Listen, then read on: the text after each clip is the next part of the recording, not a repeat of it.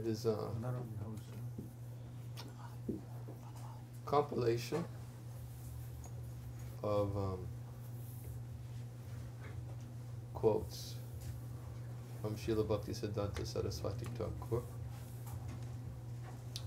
from letters, from his books, and they're on topical issues. And one thing when I read some of these quotes, I'm fascinated how Srila Bhaktisiddhanta Saraswati Thakur is, his expression in English, he doesn't pull any punches. He is quite straightforward.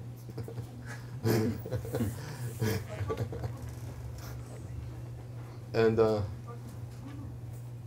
I was reading upstairs one particular quote. Where is it?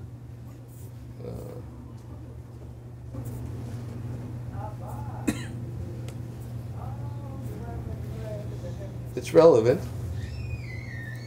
but sometimes it's not easy to swallow. Because it forces everybody who hears it, including the speaker, mind you. You know, preaching is not always. Sometimes we think preaching means telling others what they're doing wrong, and that's preaching. And sometimes, especially a person who has been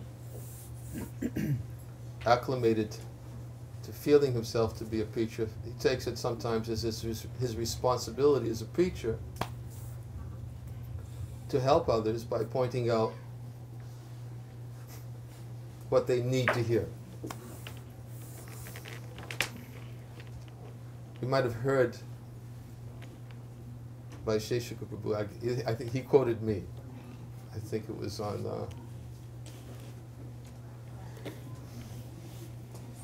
what night was it? Huh? Yes, yeah, but when was it?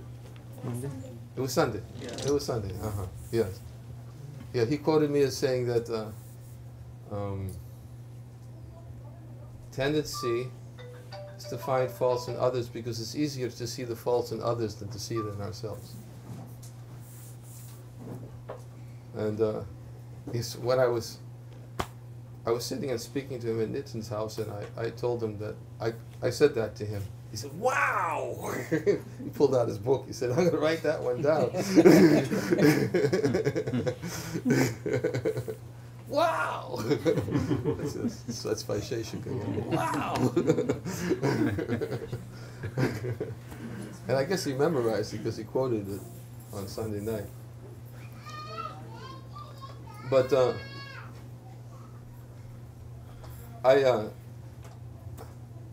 I said that based upon an observation, not only just in seeing in others, but also because preaching means actually looking within ourselves. And actually an effective preacher is somebody who actually preaches to himself, and others can take advantage of it. In fact, if you read Narottam Das Thakur, Bhaktivinoda Thakur, Srila Bhaktisiddhanta Saraswati Thakur, sometimes when we read, they're speaking very, very strongly, they're preaching, and but actually sometimes they're speaking in a very humble tone about their own inadequacies, their own faults. Like just for instance, read Amar Jivan, Bhaktivinoda Thakur, my life. Bhaktivinoda Thakur describes his own life as that he's very joyful when he sees others suffering, and he's suffering when he sees others happy. That's how. Oh, we decided to use it? Okay. Because they are not able to. Huh? They are not able to hear. They can't hear. Okay. All right, then this.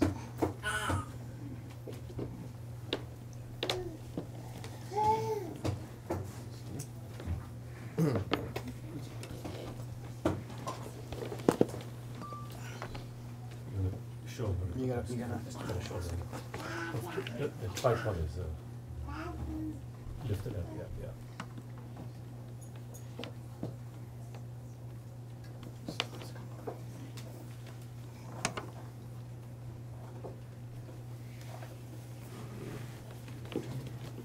It's on.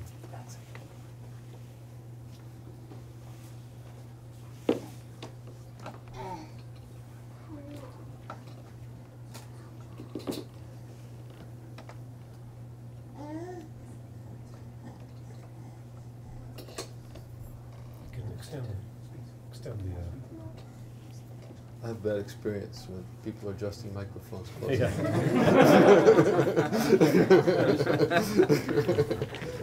Lost a few teeth. Well, it's intentional. It happens.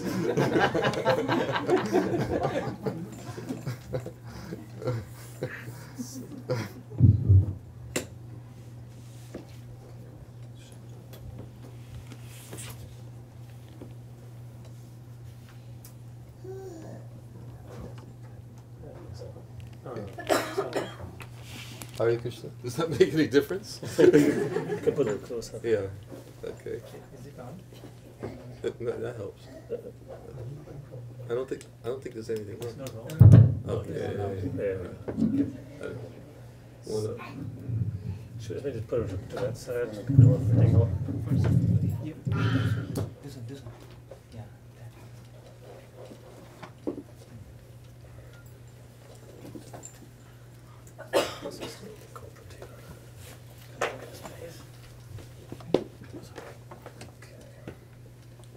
Hare Krishna. Hare Krishna. Okay. So, we were giving the example of Bhaktivinoda Thakur, how he describes himself as very fallen. He has no good qualities. He's happy to see others suffering. He suffers when he sees others happy.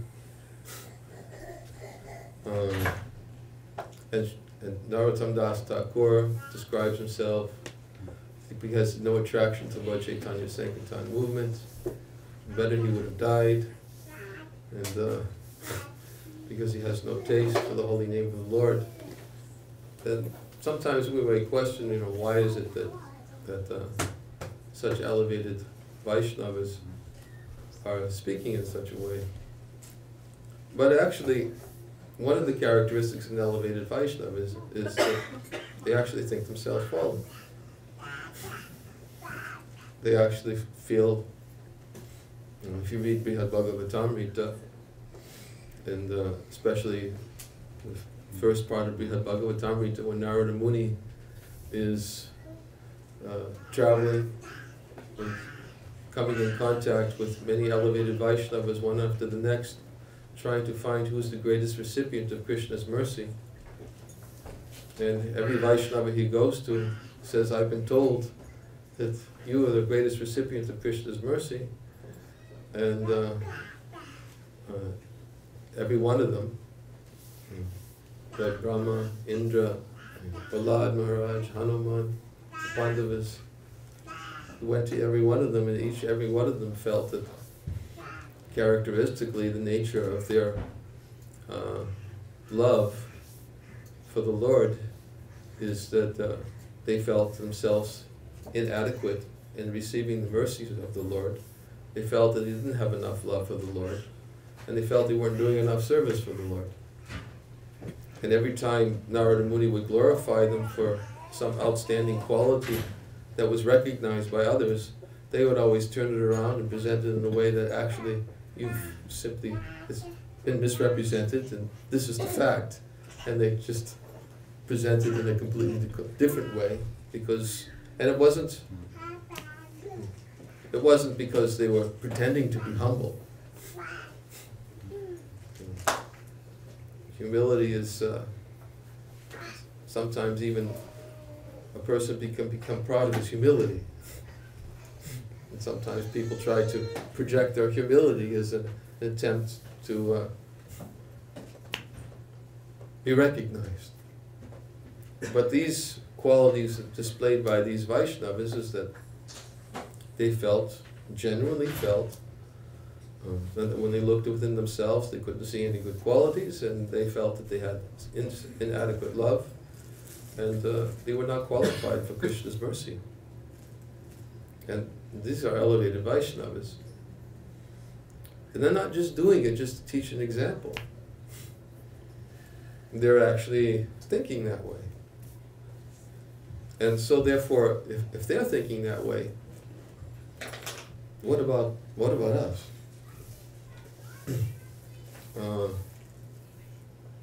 So to preach effectively is not necessarily just simply based upon the ability to see the faults or shortcomings in others and pointing them out and thinking that by so doing we can change their heart, or by so doing we can actually be effective preachers and elevate them.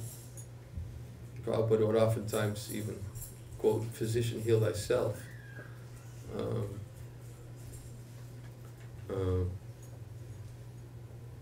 In other words, if you want to cure others, you better be healthy too. And in fact, I was just reading just yesterday from Bhakti Loka. Srila Bhakti Vinod Thakur was describing in the verse that he says that the preacher of Krishna consciousness first conquers himself, and then by first conquering himself, then he conquers the world. He was speaking in reference to the verse Vacho Vegam, Manasakota Vegam, Jiva Vegam. A person who's controlled his ability to control his mind, his words, his stomach, belly, and genitals, and he can make disciples all over the world. So Bhaktivinoda Thakur was saying, yes, first control your mind, control your words, control your tongue, and if you control yourself, then you become qualified to conquer others. Why? Because you can show an example. You can teach by example. Sometimes people are specifically they're looking for that example.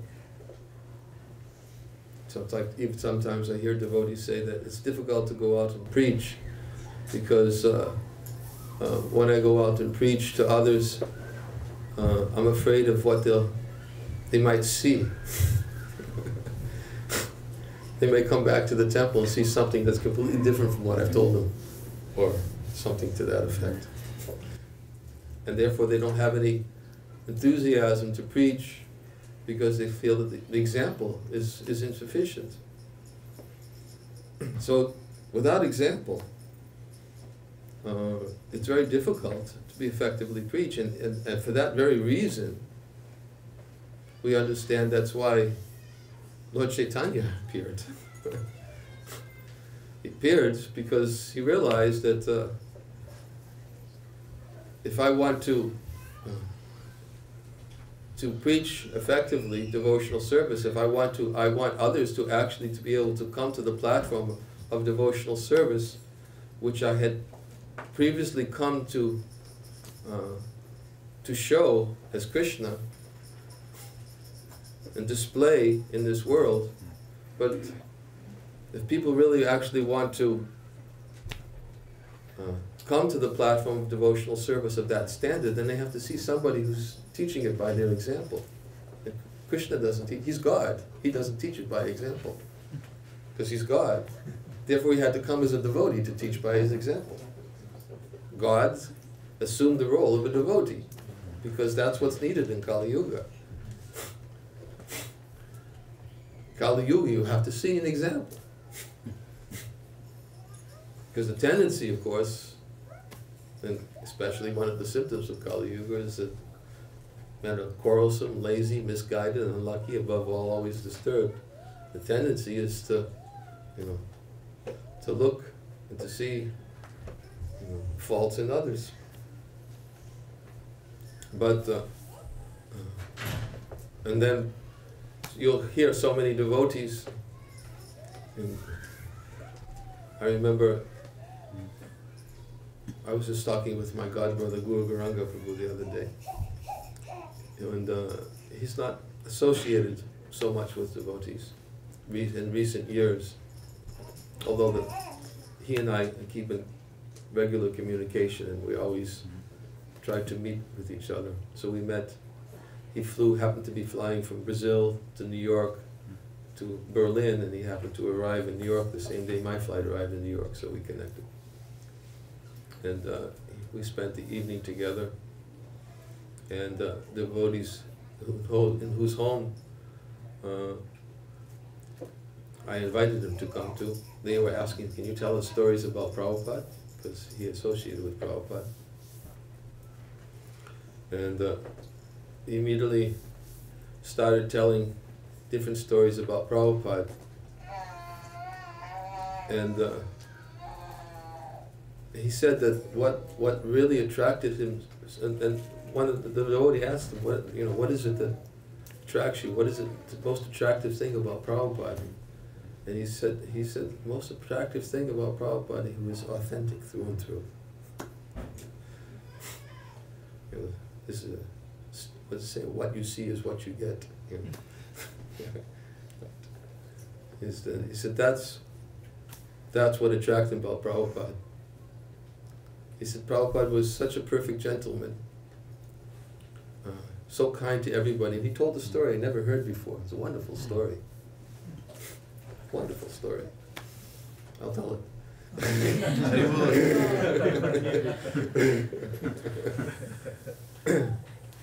And he actually, while he was telling the story, started crying. Tears, he couldn't control it. Tears were just coming to his eyes. He was with Prabhupada in Geneva, Switzerland. He was actually, as far as I understand, he was one of the first, he was the pioneers of preaching. Guru Garanga was the pioneers of preaching in Switzerland. He speaks, I think, about 6 or 7 languages, and fluent in all of them. And he was there in the early 1970s, and Prabhupada decided that he wanted to come and visit. And I hope I can remember the details. He said he was very eager to engage Prabhupada in preaching while he was there. They had very simple facilities, a small place where they were staying and preaching, and they put together a room for Prabhupada to stay in. No furniture, just a cushion on the floor with a table. That's all they had. And Guru Garanga, prior to Prabhupada's arrival, had spoken to many dignitaries, important people, and inviting them to come at specific times to meet with Prabhupada. And on this one particular occasion, I can't remember who the person was, it was an important person, a diplomat, I think. And he seemed very interested to come and meet with Srila Prabhupada. So at the appropriate time, he went and got him and brought him to Prabhupada and brought him in the room. And he was feeling like, this person really wants to speak to Prabhupada, and Prabhupada. Devotees, if you ever talk to devotees, talk to secretaries or leaders, one of the biggest impetuses they had whenever Prabhupada would go someplace is they wanted to keep Prabhupada busy preaching. So, because that's what Prabhupada wanted. It was definitely, I can tell you another story. I was just with Shama Sundar in Moscow 2 weeks ago. Shyamasundar was Prabhupada's secretary for 3 years, and he was telling different stories about how he had to keep Prabhupada engaged in Moscow for 5 days. But anyways, I don't want to get off the track, but it's another nice story. So Guru Gauranga was very eager to bring these important people. So he brought this man, sat down in front of Prabhupada. So Prabhupada says, so you have some questions? And the man said, no. And Guru Gauranga said, when he heard that, he was shocked. He said, man wants to come meet Prabhupada. He had questions, and no.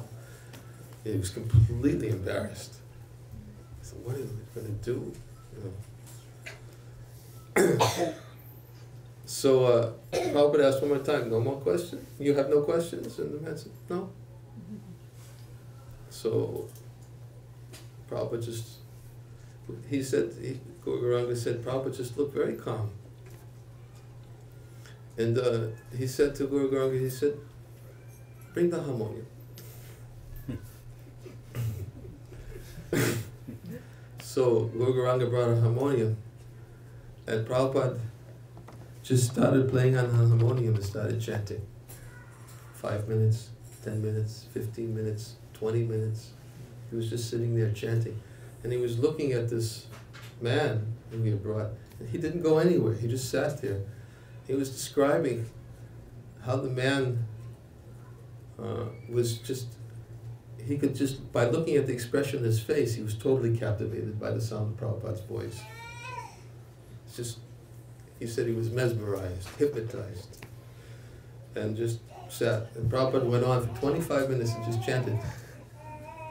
And the man just sat there and watched and listened to Prabhupada. And then after 25 minutes, Prabhupada stopped and said, this is what we do.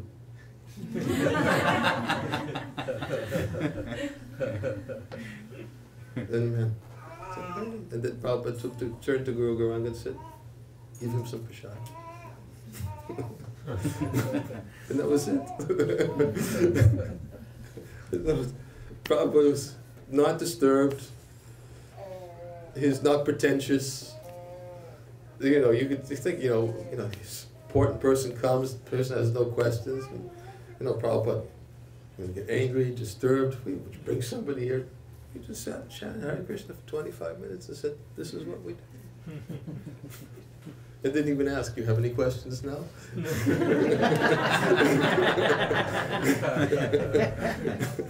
He didn't want to pressure him. So I thought it was a nice story. But that was, you know, Guru Gauranga was saying that Prabhupada was just, that what attracted him is he was authentic.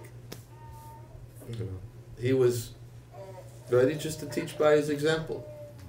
He wasn't going to preach heavily. Of course, sometimes Prabhupada would preach very heavily too, especially when people would come and present their atheistic views and speak openly about it. And Prabhupada was quite keen on giving them a higher understanding.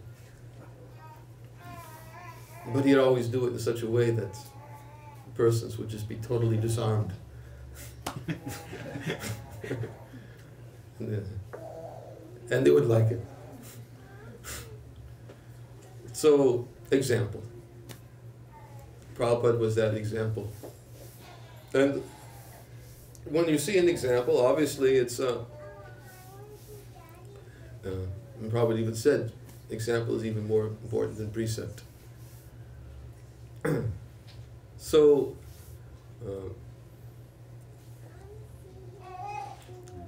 as we said, therefore, especially in this age, Lord Chaitanya, he appeared to teach devotional service. He says, if one is not practicing devotional service by himself, then how can he possibly teach? Therefore he said, I shall descend, I will adopt the mood of the devotee, and I will teach devotional service by practicing it myself. When Chaitanya Charitamrita describes Yad Yada Charati Sheshtas Tatarive Tirojana Sayat Pramanam Kurute Lokastadam Vartate, that whatever actions are performed by great men, common men will follow in their footsteps, or whatever standards they set by their exemplary acts, all the world pursues. So, Lord Chaitanya in that mood, appeared as a devotee to teach by his example. And of course, when the example is there, then it's very attractive. Just like I was just thinking, I was so happy that in the last few days while Vaisheshika Prabhu was here, I know Vaisheshika Prabhu for years. I went out and book distribution together with him in 1974 in Penn Station, New York. Hasn't changed a bit. He was just bubbling with enthusiasm back then. Just now it's this bubbling, continues to bubble. And but I was thinking, I was appreciating, I was come to hear his talks, and I was thinking that his enthusiasm is infectious,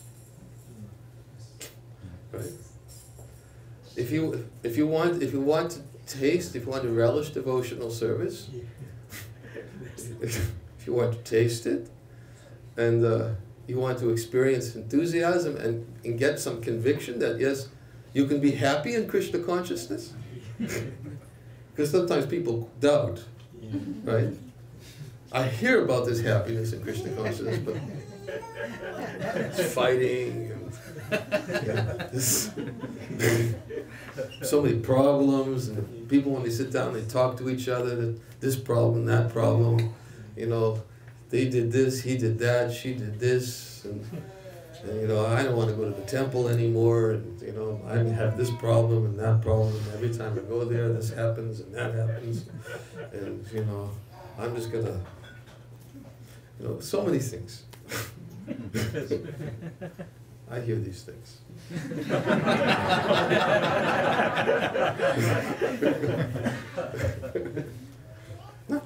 Not in Boston, I don't hear them.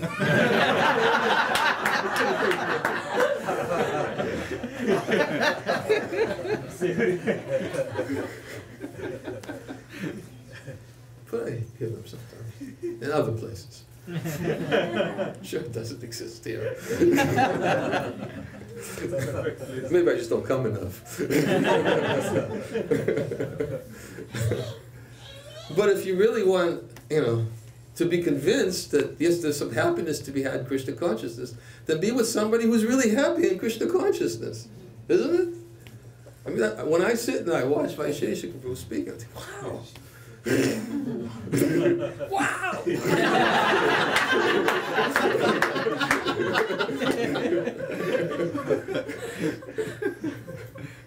I remember, I used to be like that. Actually, once, I think it was Tamal Krishna Maharaj in can't remember what year it was. I think it might have been 1980. I shouldn't say it because it actually makes it sound like anyways, he did say something to me. That was 1980, it was 30 years ago. We were sitting and taking prasadam in the Lotus building in Mayapur, and a few of us together, and he turned to me, he said, you know, Prabhupada would be really pleased with you. I said, why do you say that? He said, because you just like doing all the things Prabhupada came to give us. You know, because he saw that I like kirtan, I like, you know, taking prasadam.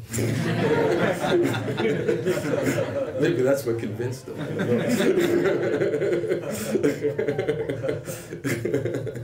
I took it seriously because, you know, Tamal Krishna Maharaj at that time, you know, he was like representative of Prabhupada. But anyways, as I said, that was 30 years ago. Something happened somewhere along the line. But with Vaisheshika Prabhu, it's still going strong. You know, he really relishes Krishna consciousness. So if somebody's tasting Krishna consciousness, if somebody's experiencing the enthusiasm for Krishna consciousness, and that's why Bhaktivinoda Thakur says, you know, conquer yourself and then conquer the world. If your mind is peaceful, if you're actually happy, and people are going to want a part of that. Just like the other night, somebody asked a question in the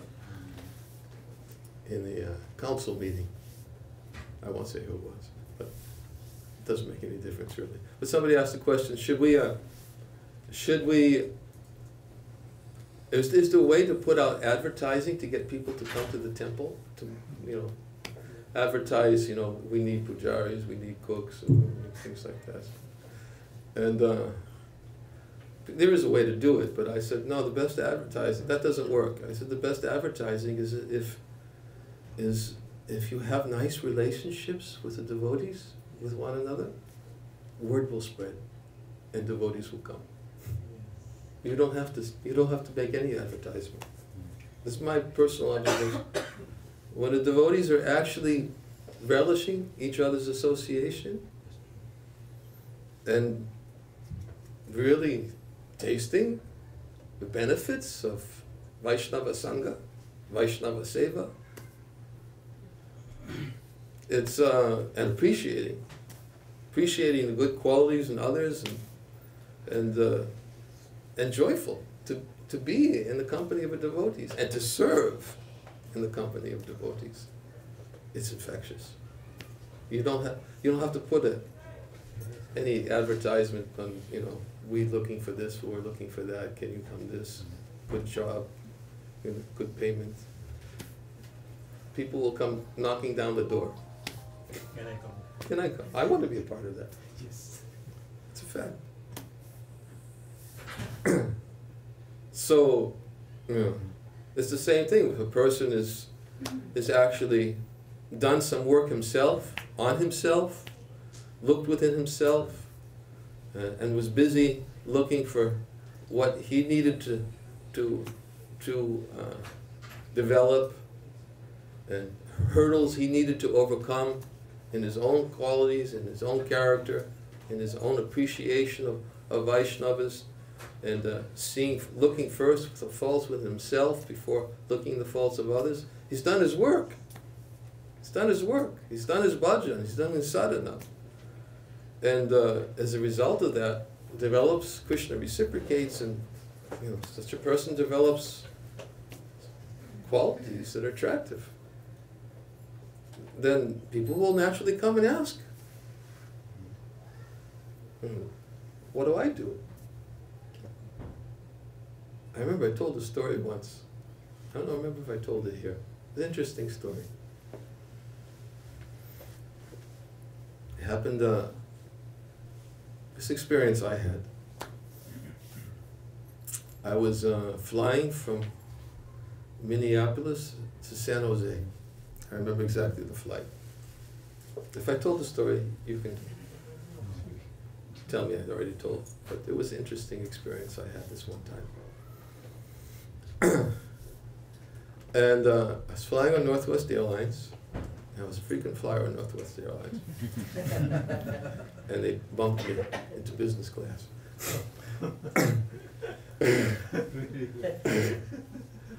And unknown to me at the time, because they called me first to board the plane. And there was a man sitting, and he was watching me as I was going up and being the first to board onto the plane. I didn't know that at the time, but that's part of the story. And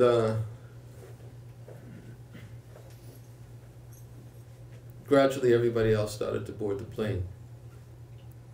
And as it turned out, the man who had been watching me, he had a seat next to me.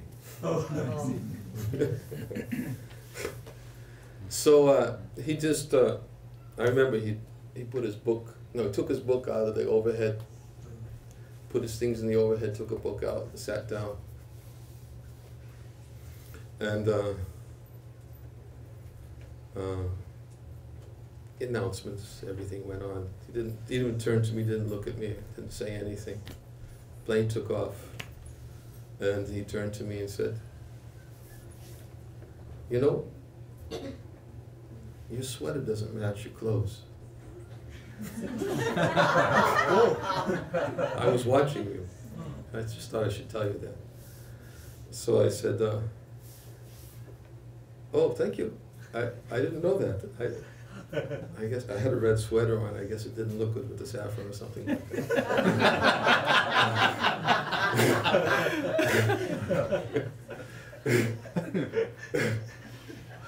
So then he said, okay, what is it? Tell me, who are you?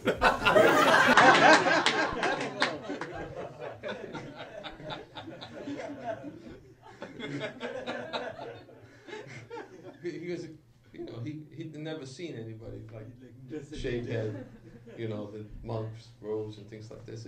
Tell me, what are you? I guess he was telling me about the sweater, you know, just to start up a conversation with me. I don't know. Maybe it didn't match, but he didn't say anything again. But that was how he started up the conversation with me. So I started telling him a little bit about myself. And he started asking more questions, you know, where do you live? You know, why do you wear this color? I told him, you know, I'm sannyasi. He said, how do you travel around all over the place? I said, you know, I told him how I travel, and, you know, and people give donations. Usually they sponsor me. It's just business class. I said, yeah.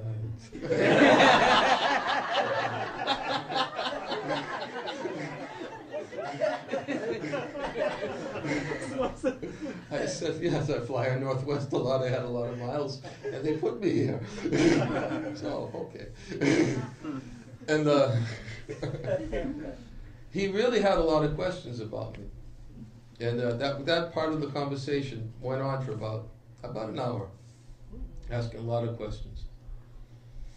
And then, and I told him everything, sannyasi, you know, all the details, you know, about how I live and things like that. And then, all of a sudden, he changes the tone, and he starts telling me about himself. Tell me about, he's a wealthy businessman, multi-millionaire. He flies this route 2-3 times a week. He lived in Winnipeg, in Canada, and has to come to Minneapolis to go to San Jose, and tell me about his wife. He started telling me about his children. He started telling me about problems in his family life, his problems he was having with his in-laws. He was Canadian, but I guess he was telling me about he was married to a woman from Pakistan, and then when he had one child who was autistic. He started telling all these details, you know, and about his personal life. And then all of a sudden he stopped. He went cold. He said, "Why am I telling you this?" Yeah. He said, I haven't told these things to anybody before. You're a perfect stranger. I just met you a couple of hours ago. Yeah, I don't even tell close friends the things I just told you. In fact, I don't even think I have any close friends that I could tell. And his face turned really serious, and almost he looked like he was getting angry, and he started just staring out the window, and I thought, I was just listening to him.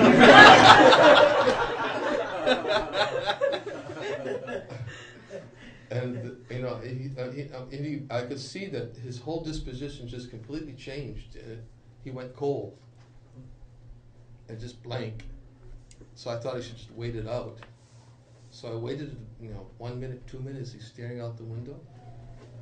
And then all of a sudden, he clapped his hands. He smiled. He said, "That's it." I said, "What? That's it." I said, "What is it?" They said, "That's why I'm telling you this." I said, "Why?" He said, "Because you're happy."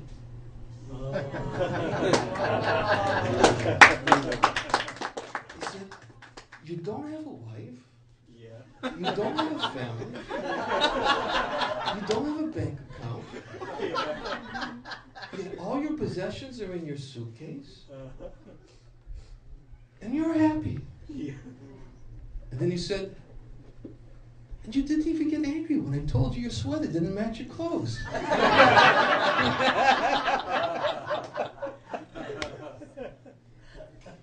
He said, how do you do it?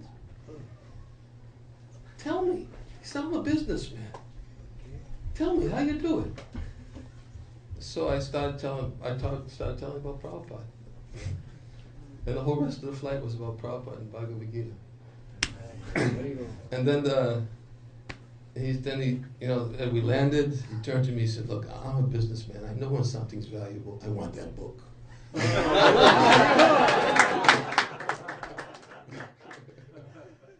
didn't have one with me, but as it turned out, I took his email address and I got him in touch with Sura. And Sura shipped him the book. But it was a true story. And that's, he was miserable. He was miserable. He had millions of dollars, family, so many problems, no close friends. Yes. And he just, he's just poured his heart out because he realized that, here's somebody who's happy. And he doesn't have all these things. And I have all these things and I'm miserable. And, of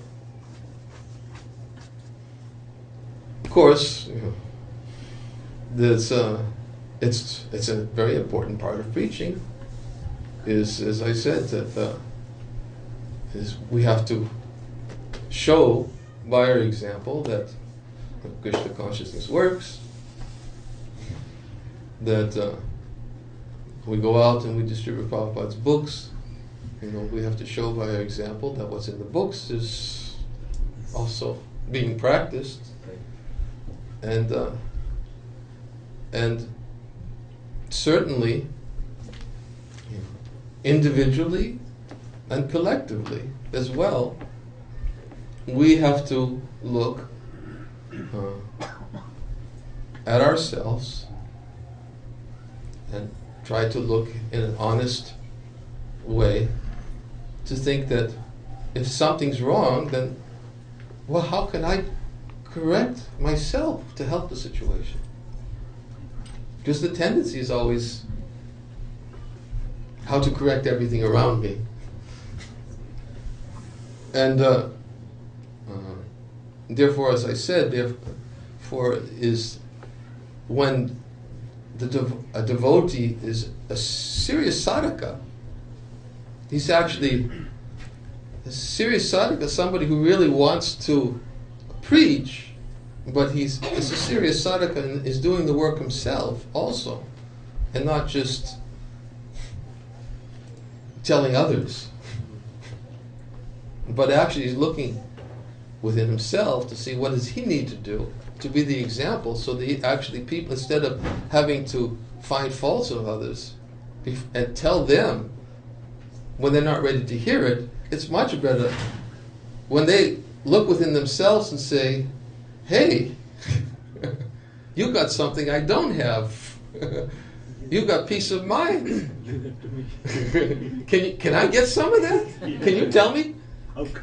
How can I get it? That's preaching. That's preaching. That's effective preaching. And therefore, as I was reading these quotes, as I said, that Srila Bhaktisiddhanta Saraswati Thakur is actually, happened to be one that I was reading just before I came down.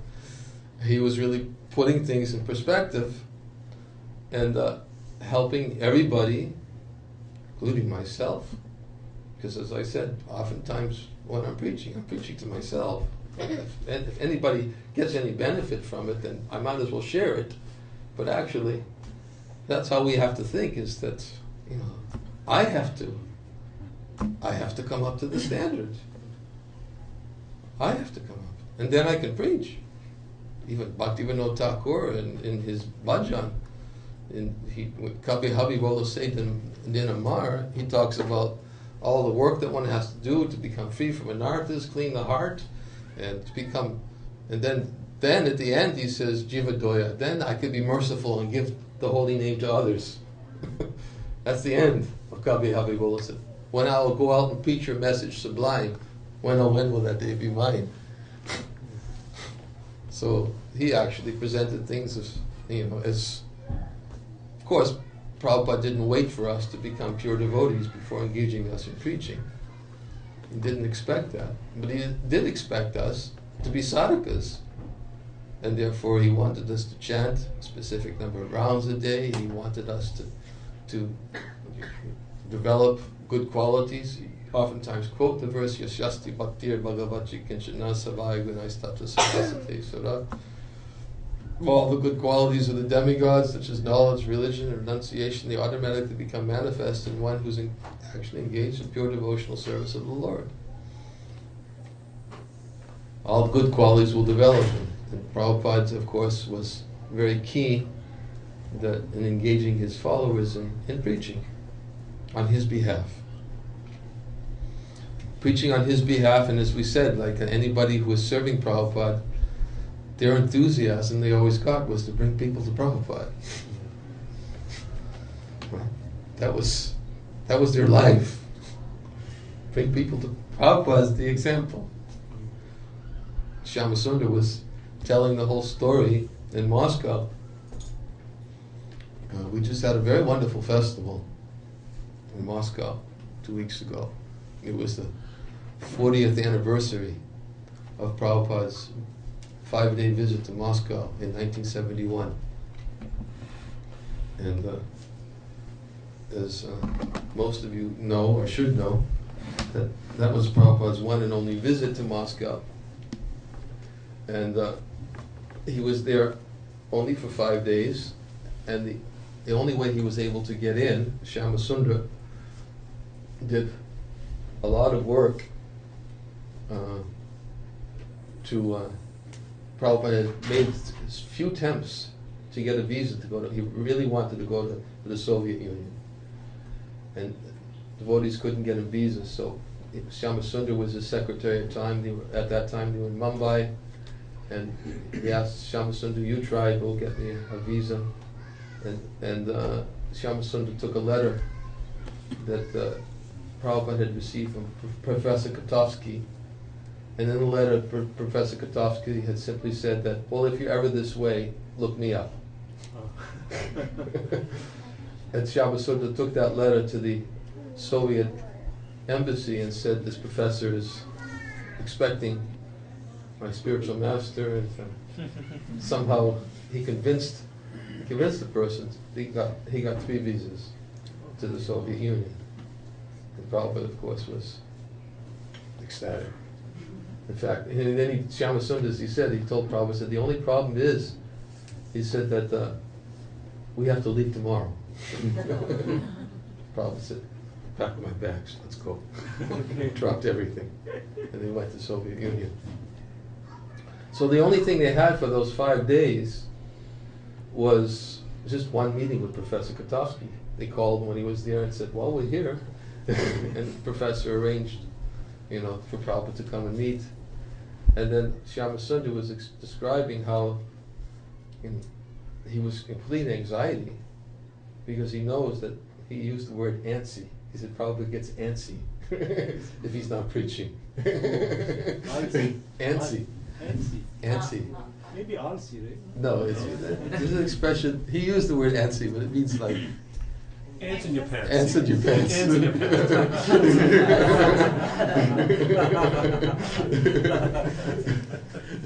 So that's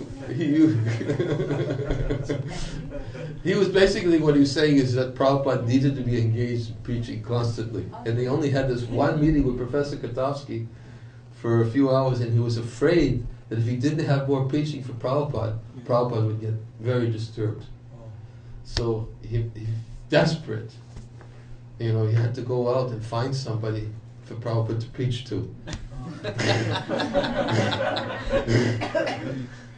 And then he was describing all these. By the way, all these talks they're wonderful talks. They're posted on my site if you want to use them. But he described, what it was like in the Soviet Union at that time, how he had to go and get food. He was standing in line, and he said while he was standing in line for food, two people came up to him, an Indian boy and a Russian boy, and they were asking him if he had any blue jeans.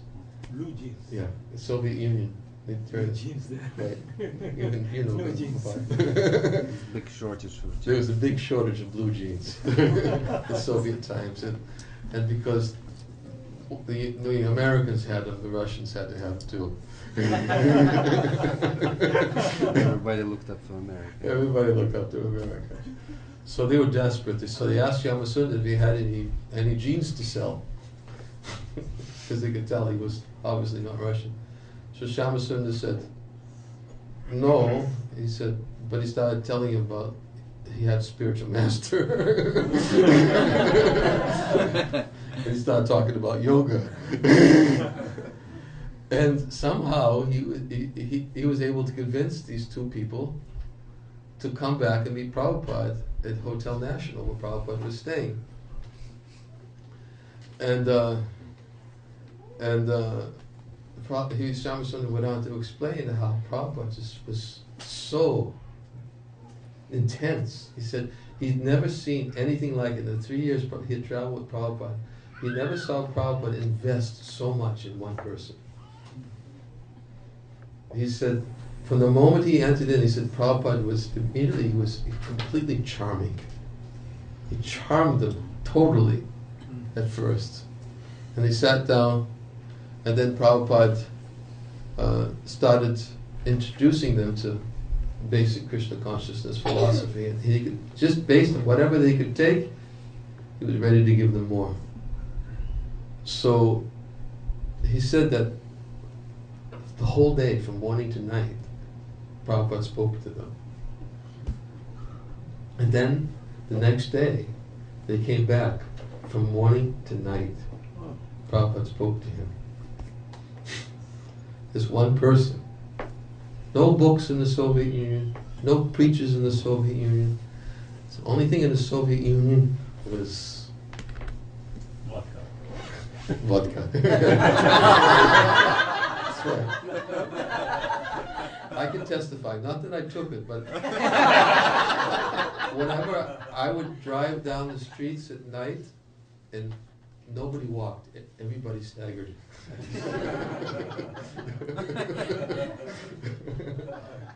Anyways, that's when I was going.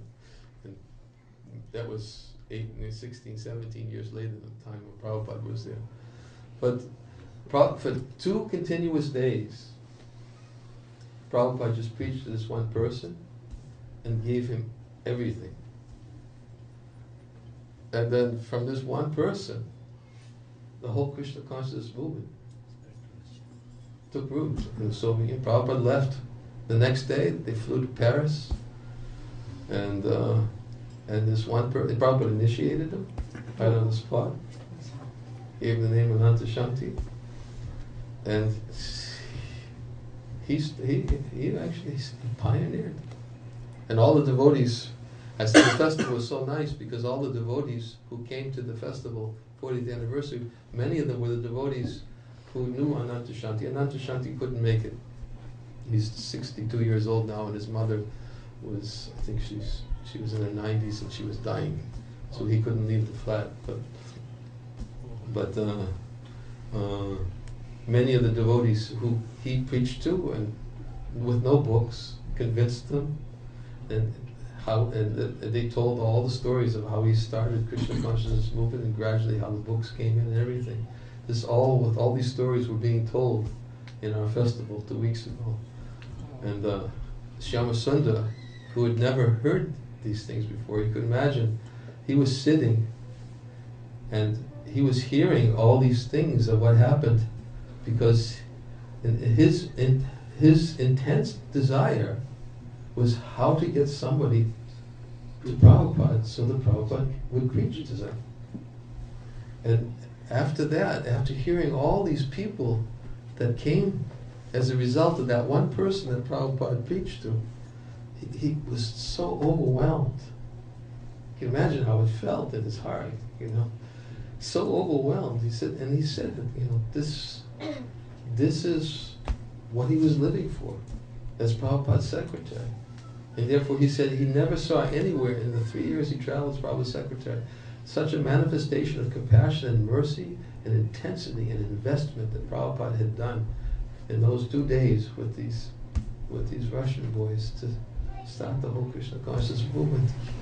And that's how everybody, that's how we felt in those days, that yes, bring them to Prabhupada. Bring them to Prabhupada. Why? Because if you brought them to Prabhupada, there was no doubt in anyone's mind. Prabhupada would never mishandle anybody. He was always perfect in the way he dealt with everybody, and his intention was always perfect and crystal clear. And his example was always impeccable. Nobody could fault. Nobody could fault. Okay, remember the old videos when they were interviewing and Srinathji? You remember Srinathji?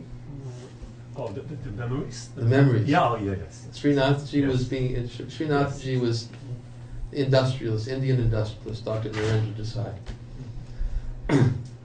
And he was telling the story that, how it was very easy for him to find faults in people.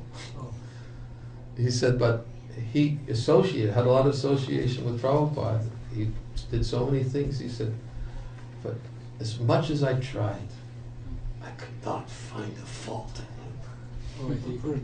Couldn't find a fault. He said, I tried. I tried every which way, everything. I was with him, and I couldn't find any faults with him. And he said, that's what defeated him.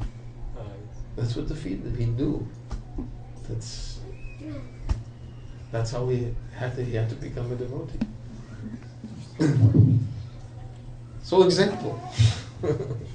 It all gets down to really, Prabhupada taught by his example, preached by his example, established Krishna consciousness by example, and therefore, if we want to be effective and follow in his footsteps, we also have to take into consideration the necessity of being an example. It was Sanatana Goswami who said to Haridas Thakur, he said that some people preach but they don't behave properly. Some people behave nicely but they don't preach. But you, O Haridas, you could become spiritual master of the entire world, because by your example and by your preaching, everything you do is in relationship to the holy name of the Lord. Therefore, both your preaching and your example is perfect. So, that is... Haridas Thakur, of course, was very effective in preaching the glories of the holy name. Lord Chaitanya made him the Namacharya of the holy name. Why? He was chanting every day for 3 lakhs rounds. 3 lakhs with holy name of the Lord. Every day. So he could preach the glories of the holy name of the Lord. Be an example. So, what is it? It reminds me of a quote. I think I've read it.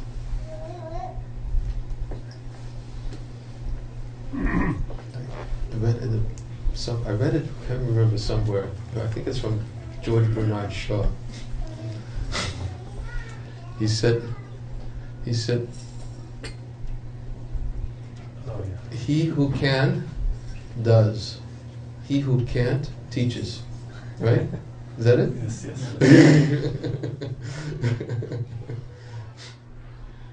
Is that, you must know that, right? Something like that? Yeah.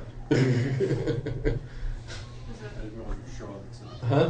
That's the phrase. I didn't That's- realize it was Shaw. Yeah, well, it's George Bernard. I think it was Man and Superman. Sounds right. Yeah. So he who can does. He does. Of course, he does, but he can also teach by doing. But of course, sometimes those who can't, they prefer to teach because it's the same reasons we said before. It's easier to tell others what they need to do than to do it ourselves.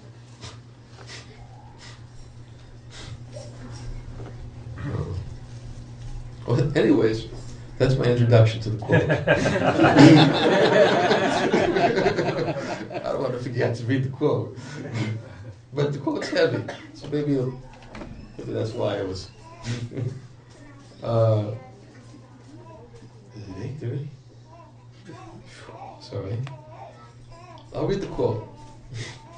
And then, please know that this is Srila Bhaktisiddhanta. And you'll see how he speaks. He's speaking about himself.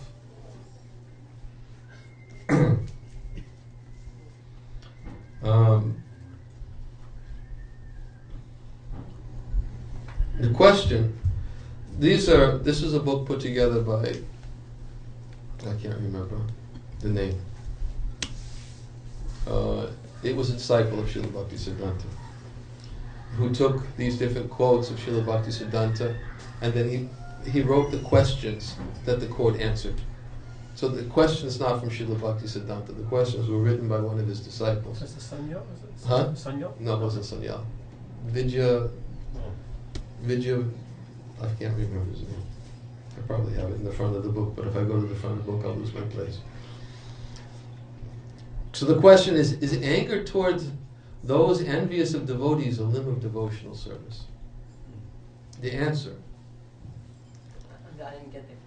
is anger toward those envious of devotees a limb of devotional service. That's the question. In other words, Is it legitimate? huh? Is it legitimate? Is it? Yeah. Yeah. Yeah. Of course, as we know, there's a Narottam Das Thakur. He describes Kama, Krodha, Lobha, Mada, Moha, Matsaya. Right? These are the 6 enemies. In his one song of Prema Bhakti Chandrika, he describes that lust, anger, greed, madness, illusion, and envy. He said, I will engage all of these in the service of the Lord, and thus I will conquer these 6 enemies and become very joyful, happily serving the lotus feet of Govinda. So he was talking about how to engage these lust, anger, greed. He said, lust I will engage by offering the fruits of my work for the satisfaction of the Lord. Anger I will engage by becoming angry towards those who are envious of devotees. So anger is a limb of devotional service. That's the proper manifestation of anger, to become angry at those who are offending devotees. And he said, greed I will engage by becoming greedy to associate with those Vaishnavas who are always speaking the glories of the Lord. And madness I will engage by becoming mad after Krishna. And bewilderment I will engage by becoming bewildered because of my inability to achieve shelter at the lotus feet of the Lord. He said, but envy, you can't engage it. Envy cannot be engaged. It's not you can say, I'm going to use my envy in Krishna's service. There's no room for envy in Krishna's service. But these 5, Kama, Krodha, Lobha, Mada, Moha, they can be dovetailed for Krishna's service. So is anger toward those envious of devotees a limb of devotional service? And then he says, we should display anger toward those who are envious of devotees. This is a particular limb of devotional service. A lack of anger against blasphemers is unjustified. But we need to understand who is actually envious of devotees. Those who do not serve the Supreme Lord, the Supersoul, and most blissful friend of all living entities, do not benefit themselves, but instead invite trouble by their envy of Krishna and the Vaishnavas. Do I need to read that again? Yes? Yes. I can read that again because it's not the heavy part.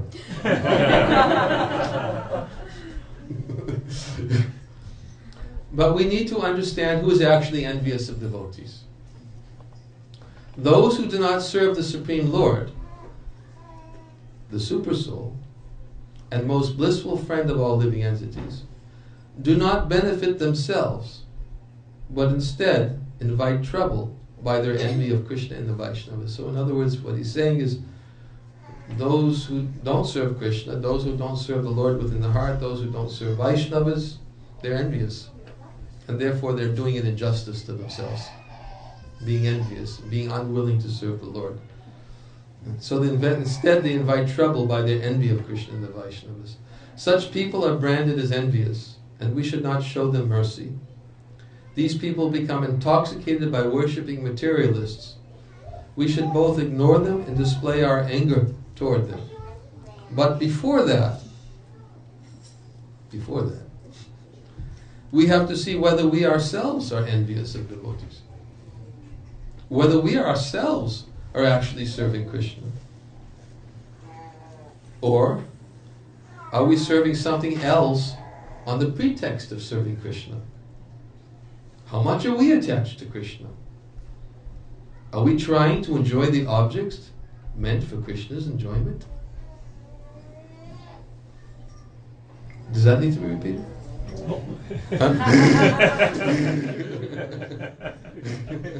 Yes? Okay. But before that, in other words, before you start looking for those who are envious of devotees, we should look first, am I envious of devotees?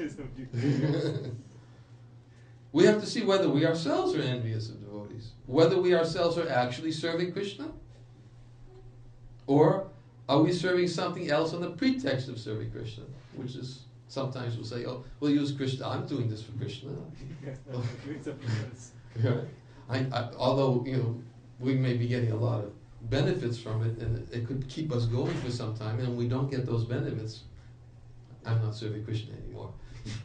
Then we really found out if we're really serving Krishna or not.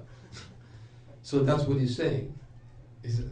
We should look at ourselves, am I really serving Krishna, or am I serving something else on the pretext of serving Krishna? How much am I attached to Krishna? Are we trying to enjoy the objects meant for Krishna's enjoyment? And then he says, I think my enjoyment-prone material body is fiercely envious of Krishna and his devotees. Because instead of thinking constantly of Krishna's lotus feet and happiness, I am busy worrying about my own happiness, blaspheming others and looking for faults. I do not look at myself at all. I am such an offender at the feet of devotees that I should first learn to display anger toward myself. I am so envious of devotees that I should beat myself with shoes simply to purify myself. Then I can set an example for others and sincerely engage in the service of Hari, Guru, and the Vaishnavas. I must remember that everyone is worshipping Hari but me. I am unable to do so. I should also remember that I may die at any moment. So first we should show anger toward our own sinful propensities, such as our desire for profit, adoration, and distinction, and our propensity to cheat others. We must correct ourselves first. Otherwise, we cannot correct others. Then we have to correct those who are related to us, who are envious of the spiritual master and Krishna, and who are pulling us toward material enjoyment by tempting us. This is the secret of success. Hare Krishna. Could you repeat the last one? This is the secret of success. So I want the whole thing. You want the whole thing. So we first have to show anger toward our own sinful propensities. In other words, yes, it's proper to be angry at those who are envious of devotees. But I should become angry at myself first if I'm still envious of devotees. If I'm still looking for faults in devotees. My tendency is to see the faults in others before I can see them in myself, then why am I becoming angry at them? I should become angry at myself first. Because according to the things that we said before, how can I teach? How can I teach others? How can I help others? If I'm not doing the work myself of also becoming an example. So therefore he says, so first we should show anger toward our own sinful propensities, rather than anger towards others. Just like, what is it? Upadeshamrita, Viroda Yukta Krodha. One type of anger is anger that arises from attachment. Right? When we're attached to getting something and it doesn't happen the way we want it, we get angry. And the tendency that angry manifests, we always get angry because we see that somebody else interfered with my attachment. That's why Viroda Yukta Krodha, that's where anger comes. We don't see that actually Krishna is doing it to help uproot some attachment that I have with myself. No, I'm attached to something. Real anger can be used, but when it's controlled. When it's uncontrolled, it cannot be used. It's like, what was that story in the Bhagavatam? Prabhupada tells a story about the snake. Narada Muni. This, it was a snake. Disciple. Huh? The snake became a disciple. Yes, and of Narada Muni. So because he became a disciple, he would not bite anybody anymore, and he would accept so much. So he went back to Narada Muni and he said, "What do I do?" He said, "Now people mistreat me. I won't bite anybody." So Narada said, "Well, just expand your hoods and make it look like this, but don't bite." So anger that's controlled, right? Like sometimes Srila Prabhupada would become angry, but his anger was always used for the benefit of the recipient. He could be angry in one moment and he could be completely transcendental and blissful in the next moment. Because he wasn't controlled by anger. It's one thing to control anger, it's another thing to be controlled by anger. When one is controlled by anger, there could be no good result by forcing that anger upon somebody else. No good result. Because it's simply anger which arises to attachment. So therefore he's saying, better I become angry at myself. So first we should show anger towards our own sinful propensities, such as our desire for profit, adoration and distinction, and our propensity to cheat others. We must correct ourselves first, otherwise we cannot correct others. Then we have to correct those who are related to us. In other words, he's saying, correct ourselves first, otherwise we cannot correct others. Okay. That's an important point, because to really help others, we also have to be able to see the good qualities in others. If we can't see the good qualities, how can we help them? What actually helps them is when we bring out the good, not when we cut out the bad. If you bring out the good, then automatically the bad disappears. But if you can't see the good, how can you help? You can't help. So therefore he's saying, we must correct, otherwise we cannot correct others if we don't correct ourselves first. He said, then we have to correct those who are related to us, who are envious of the spiritual master and Krishna, and who are pulling us toward material enjoyment by tempting us. Right? Those who are connected to us, either bodily or friendship or some way, they're also, because we have some connection with them, sometimes we may be obliged to them, and they may tempt us to do something, even though we may have conquered it in ourselves by some obligation towards them. We may again commit the same activity if we're not careful. Therefore, we're saying, then correct them. And then this is the secret of success. Anyways, any questions? Maharaj, so should we have so many anarthas ourselves, and when we preach to someone, we know that back of our mind we are also having most of the anarthas that we are trying to preach it to someone else. So should we preach at that point of time, or should we not preach?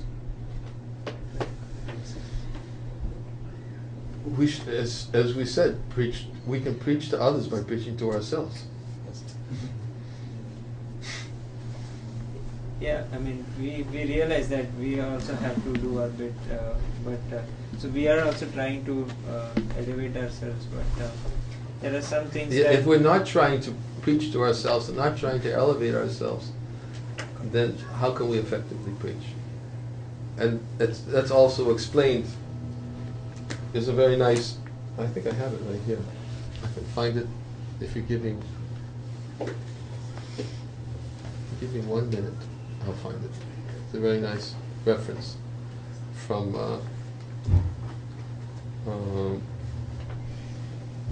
commentary of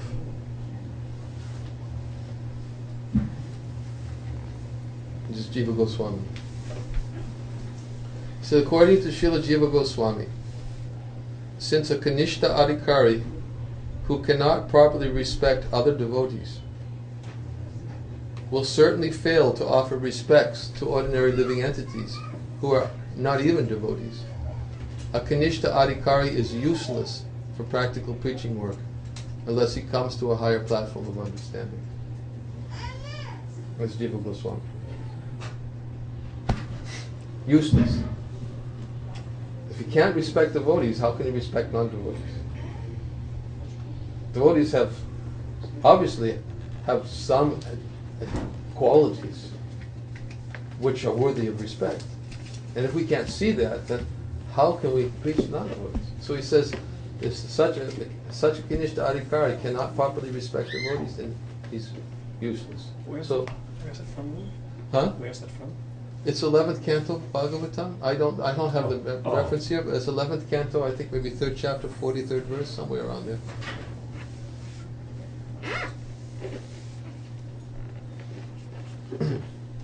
So,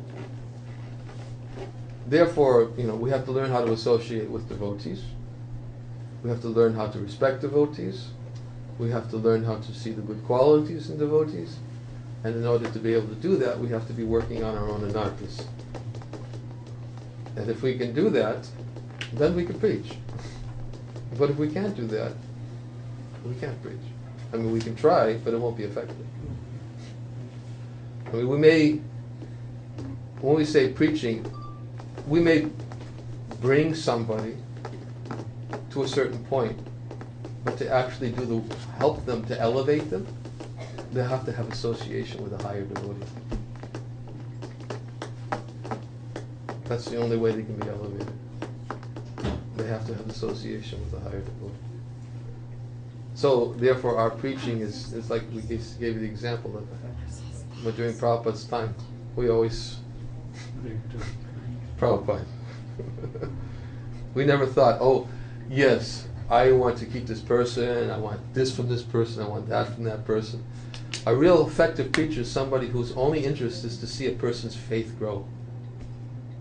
He wants nothing else. He sees the true value of everyone is their faith in the holy name. As soon as we think, oh, we want something, either I get adoration, or I get distinction, prestige, profit, then we can't elevate others. But somebody who's actually advanced devotee is somebody who actually is interested in elevating faith and pure devotional service in others, and sees the real value, the real asset that this person has is his faith. Therefore, a preacher is somebody who always wants to increase a person's faith in pure devotional service. So we have to bring them to somebody who can increase their faith. So we may preach on behalf of somebody else, and therefore be effective preaching. But to bring somebody to the point of devotional service, if we're not on that platform, we can't preach.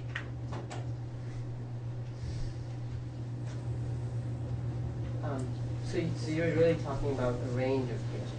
So you're talking this preaching when you go from Harinam and people hear. Talking about Kanishta Adhikaris, Majjhima Adhikaris, and Uttama Adhikaris. Okay. Different levels of faith.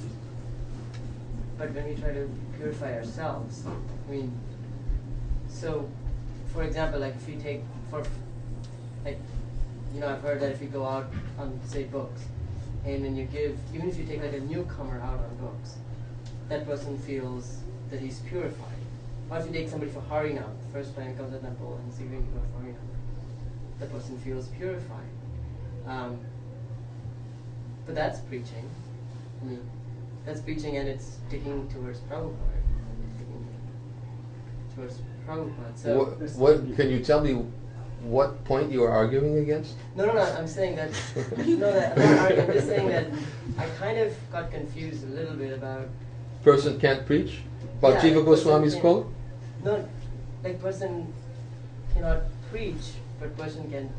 Isn't like, it almost sounds to me that that I cannot preach if I'm not elevated. Like No, it's not what I said. Okay. I said you have to be preaching on behalf of somebody who can preach. Oh, okay. Yeah. Got it. Yes. So I missed that one. That's right. If you're preaching on behalf of somebody who can preach, then you can preach. That's what Prabhupada did with us. Who were we to go out and preach when we first met Prabhupada? I mean, my hair was all the way down to the bottom of my back, and the same day it was cut off my head, I was out preaching. Who was I? But that's what Prabhupada did. He engaged us on his behalf. So as long as we're always conscious that we're subordinate to somebody who's preaching, we can preach. But if we're not conscious and we think I'm preaching, and if we're not on that platform, we're not preaching.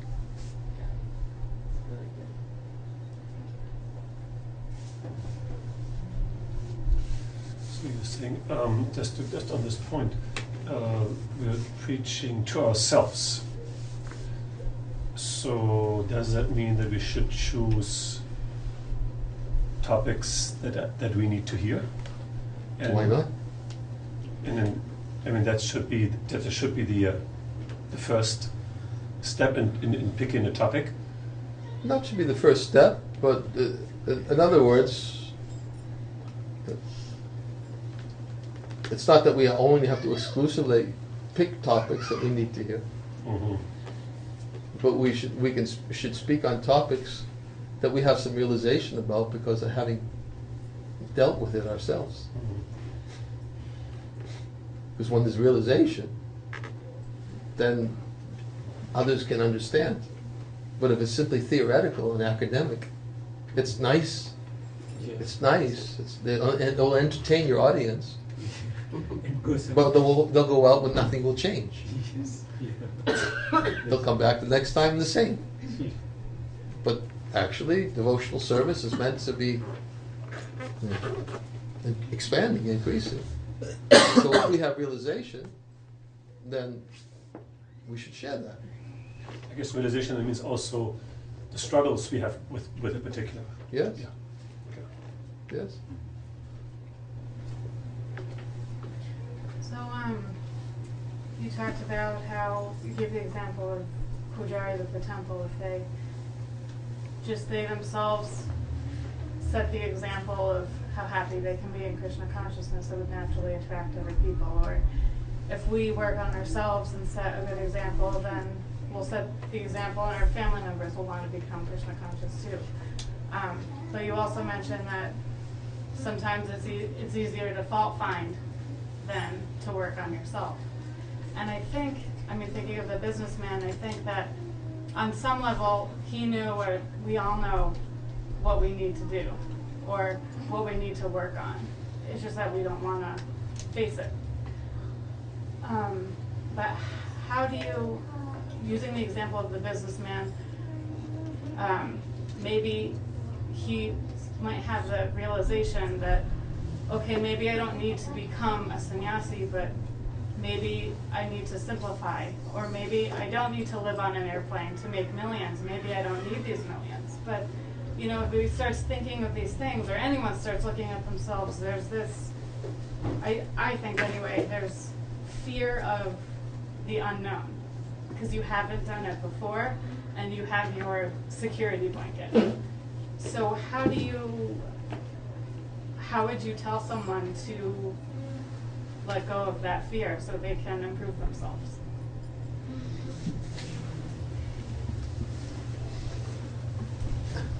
It's not a question of telling somebody to let go of fear.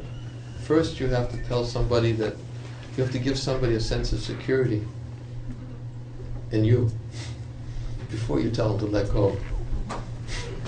That's preaching. When you actually, that's how we were able to let go, because we felt secure hearing from Prabhupada. If we didn't have that security, that feeling of security, that feeling of shelter, it's just like I was just reading just today. I don't know how Krishna's putting this, but yes, I was just reading today. Probably have it right with. It was Teachings of Queen Kunti, and Prabhupada was saying.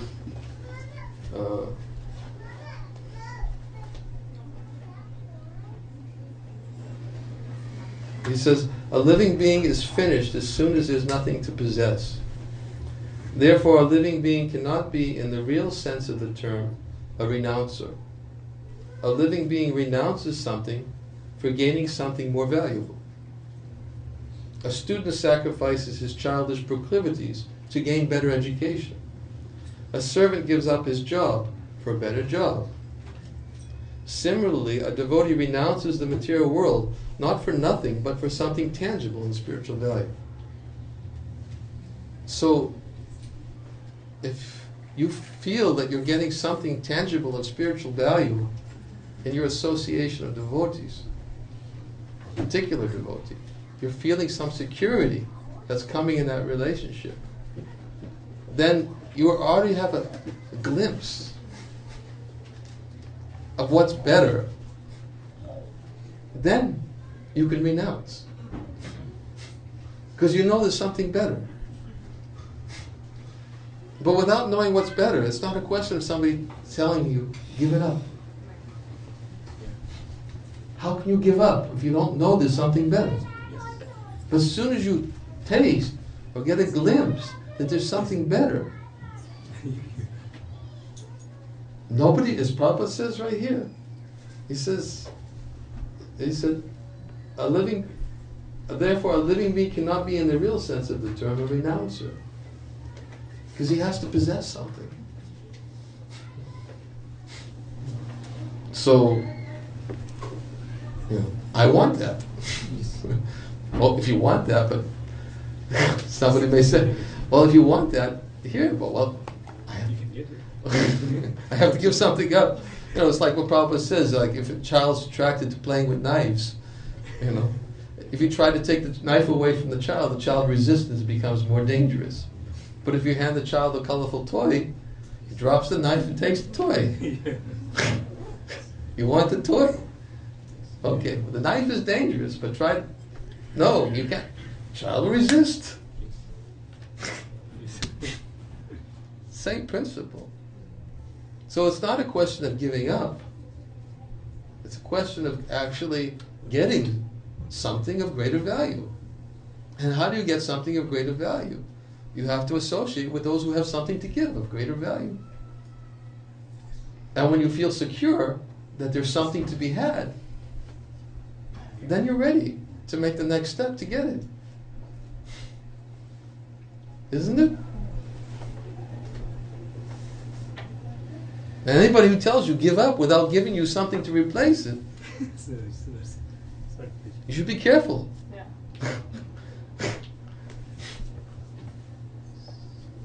Maharaj, one of my initial days in my Krishna consciousness, when Prabhuji had advised me that I asked him that I'm not getting the taste when I'm chanting. What should I do? And he said, just keep chanting and just keep going on and tell people how you are getting the taste. You know, when you keep telling it, one day you actually start feeling it. And he also said, you know, when we are preaching, you know, always set the bar much higher than where you are. So indirectly you are actually committing, and your ego is forced to. And what was the last thing you said? And he was explaining me that when I set a bar which is much higher than where I am, you know, indirectly I'm forcing my ego to submit itself and stand up to that expectation that I'm setting before others. So I mean, it kind of helped me all along in a way.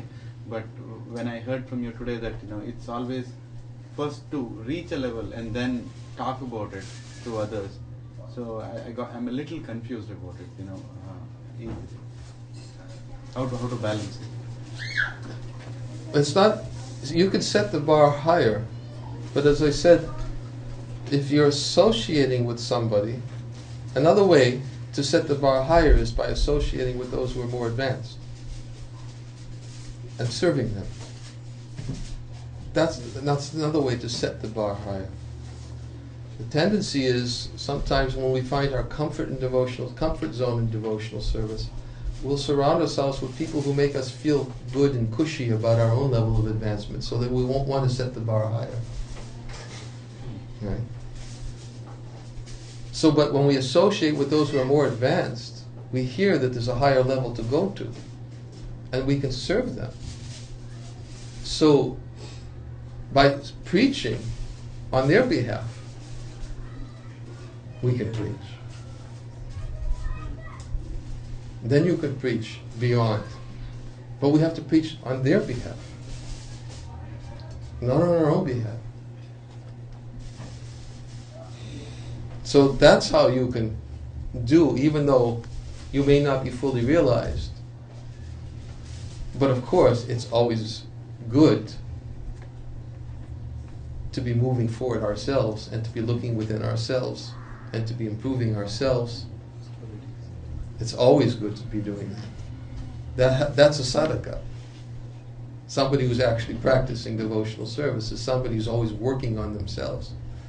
So if they're working on themselves, then certainly they can preach to others. But if they're not working on themselves, then they have to preach on behalf of somebody else who will inspire them to start working on themselves. Otherwise, nobody comes up. Everybody just, water seeks its own level.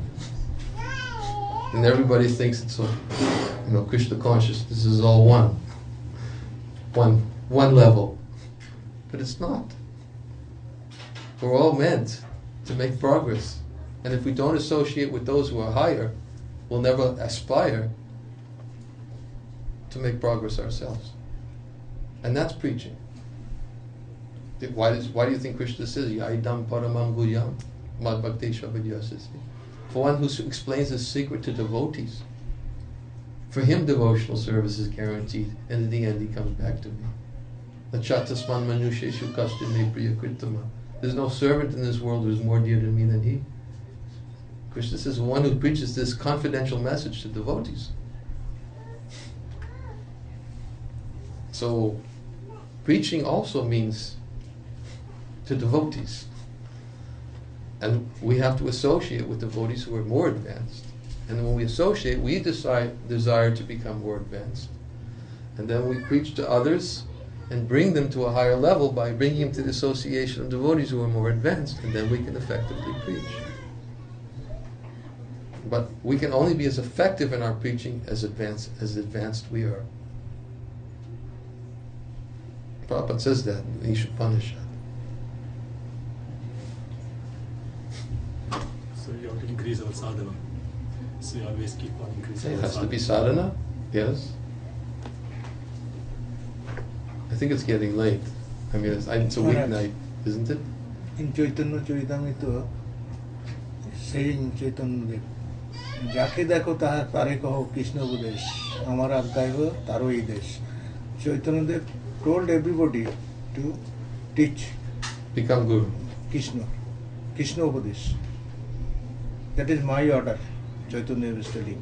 So we can peace anybody, anytime. If you do it on the order, yes.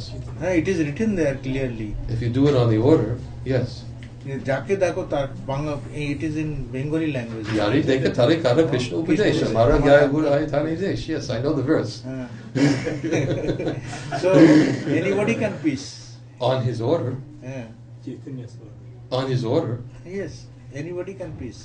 And my Guru Maharaj Jayapataka Swami, he is also instructed up. You can peace. On his order. But as soon as you think it's not on his order, as soon as you think your preaching is useless.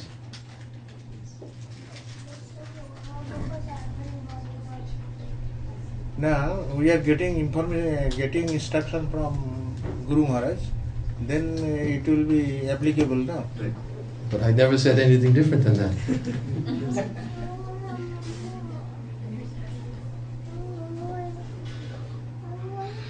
Then our process is wrong.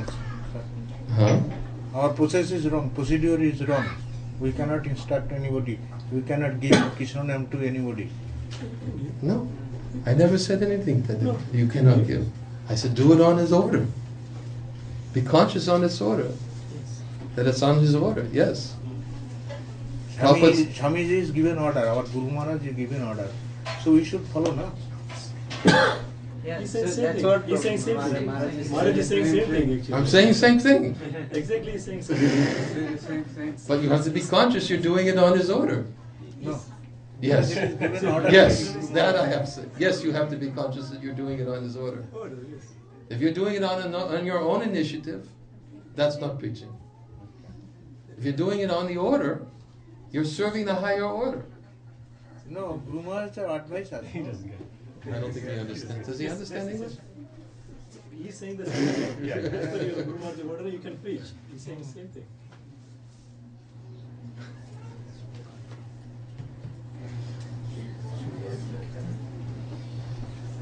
Yes. I have a question. No, I think I'm going to stop because it's a weeknight Yes. and people have to work tomorrow. And I don't want to keep anybody any longer. Okay? You can ask me afterwards. Hare Krishna.